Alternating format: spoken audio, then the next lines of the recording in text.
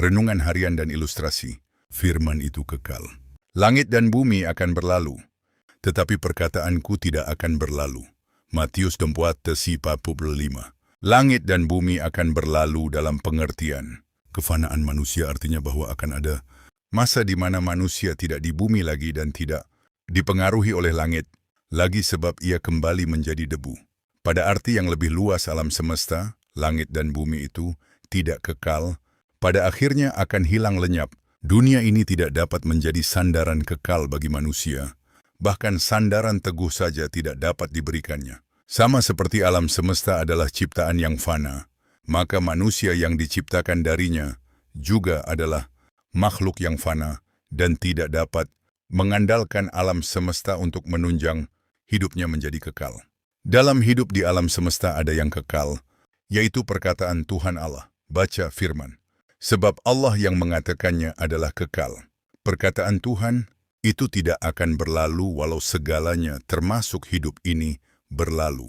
Orang yang mendasarkan hidupnya pada firman tidak akan berlalu walau hidupnya berlalu, bahkan ketika langit dan bumi berlalu ia tetap bersama.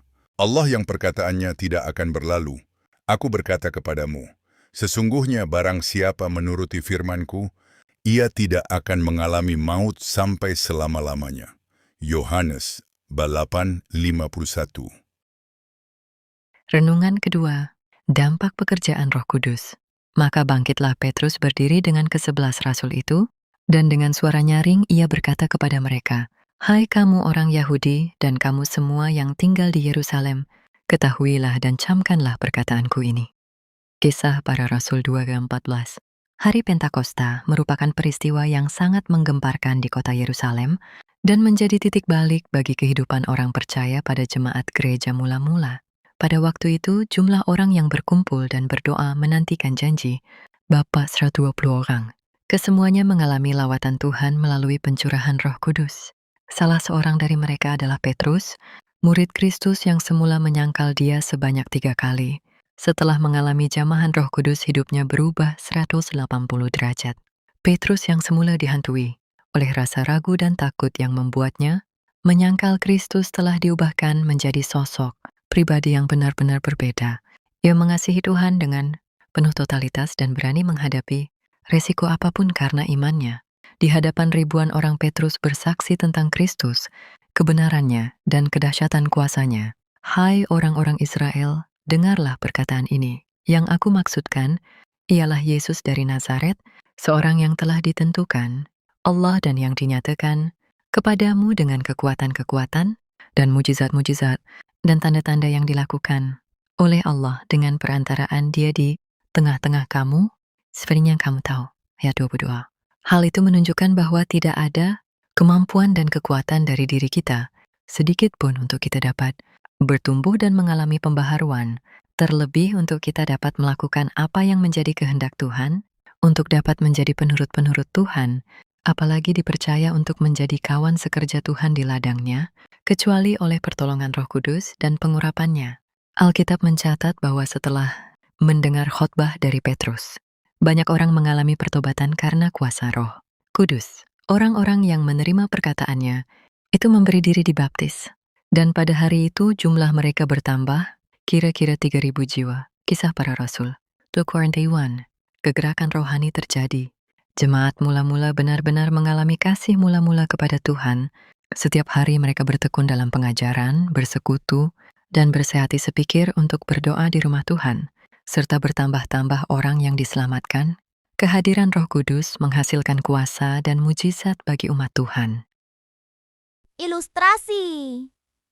Ilustrasi, perahu-perahu kertas. Di sebuah danau yang luas dan tenang, ada puluhan perahu kertas yang sedang mengapung. Anak-anak yang membuatnya berdiri di tepi danau, mencoba meniup perahu-perahu itu agar bergerak ke tengah. Namun, napas mereka terbatas. Begitu mereka berhenti meniup, perahu-perahu itu hanya diam mematung di atas air yang seperti cermin. Di antara semua perahu itu, ada satu perahu yang bergerak dengan sangat stabil. Ia tidak bergerak karena ditiup dari luar. Dan ia tidak memiliki mesin yang berisik. Perahu itu melaju dengan tenang membelah air. Bahkan saat tidak ada sedikit pun embusan angin di permukaan danau, seseorang bertanya, apa yang mendorong perahu itu? Tidak ada yang menyentuhnya, tidak ada yang meniupnya, dan permukaannya tidak bergerak. Seorang pria tua yang duduk di dermaga menunjuk ke dalam air. Kamu hanya melihat permukaannya. Di bawah sana ada arus air yang sangat kuat. Arus itu tidak terlihat oleh mata, tidak membuat riak yang besar. Tetapi ia memiliki tenaga yang sanggup membawa perahu itu sampai ke seberang. Tanpa perlu bantuan tenaga manusia sedikit pun. Anak-anak itu tertegun. Mereka baru menyadari bahwa untuk bergerak jauh, mereka tidak butuh tiupan napas yang melelahkan dari luar, melainkan harus membiarkan perahu mereka terikat pada arus yang mengalir di dalam. Seringkali kita merasa sangat lelah dalam menjalani hidup karena kita mencoba menggerakkan diri kita sendiri dengan kekuatan mental, motivasi dari luar, atau pujian orang lain. Begitu motivasi itu hilang, kita berhenti melangkah dan merasa hampa. Roh Kudus bekerja persis seperti arus di bawah permukaan air tersebut. Ia tidak selalu terlihat dalam fenomena yang spektakuler atau suara yang menggelegar. Seringkali, Roh Kudus adalah dorongan halus di dalam batin yang memberikan kita kekuatan untuk tetap sabar, tetap jujur, dan tetap mengasihi saat situasi di luar sedang tenang-tenang saja atau bahkan sedang macet. Roh Kudus adalah penggerak yang Tuhan taruh di dalam diri kita. Dia tidak memaksa. Tetapi, jika kita menyerahkan kendali hidup kita kepadanya, Dia akan membawa kita melampaui keterbatasan kekuatan manusiawi kita. Kita tidak lagi digerakkan oleh apa yang terlihat di luar, melainkan oleh kuasa yang mengalir dari dalam. Bukan dengan keperkasaan dan bukan dengan kekuatan, melainkan dengan Rohku, firman Tuhan semesta alam. Zaharia 4:6.